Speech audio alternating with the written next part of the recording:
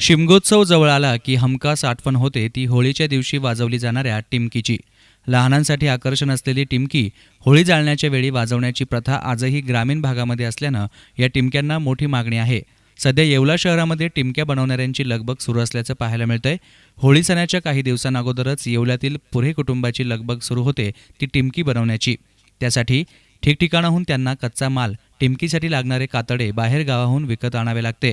त्यावर प्रक्रिया करून मग सुरू होते ते टिमकी बनवण्याचं काम. या कामासाठी संपूर्ण कुटुंब कामाला लागतं.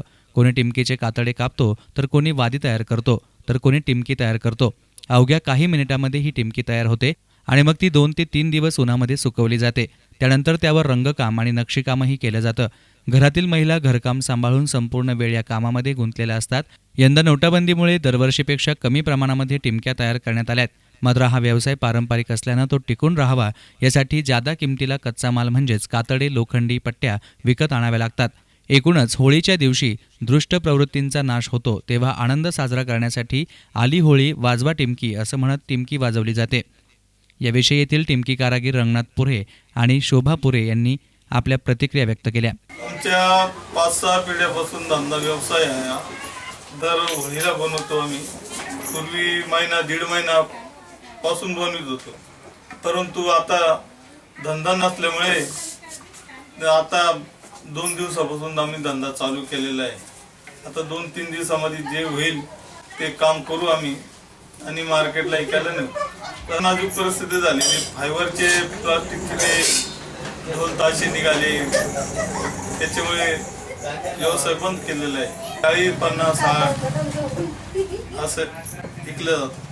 कुठं कुठं माल प्लास्टिकचे ढोल वगैरे निघालेले, फायबर निघालेले, कातडी हा व्यवसाय बंद होत चाललेला आहे. फायबरचे ढोल बनवतात, त्याच्यामुळे चामडी व्यवहार बंद होत चाललेले आहे. 5-6 पिढ्यापासून चालू आहे आमचा. दरवर्षी थोडा जास्ती बनवायचं. आता 2 वर्षापासून कमी बनवतोय महागाईमुळं.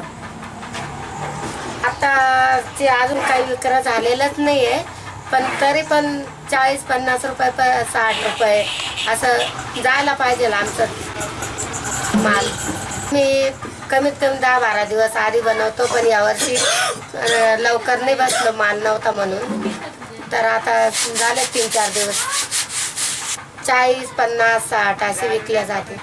नांदगाव, मनमाड, येवला, शिन्नर असं. आता हे आमच्या इथं पहिल्यापासून बनवतो आम्ही. बाहेरगावून माल आणतो, कच्चे कातडे मालेगाववरून, पिंपळनेरवरून आणि ही पट्टी धुळे, नाशिकवरून आणतो आम्ही. तर ती कुठंच बनत नाही, पण आमचा पहिल्यापासून व्यवसाय म्हणून आम्ही बनवतो हा दरवर्षी.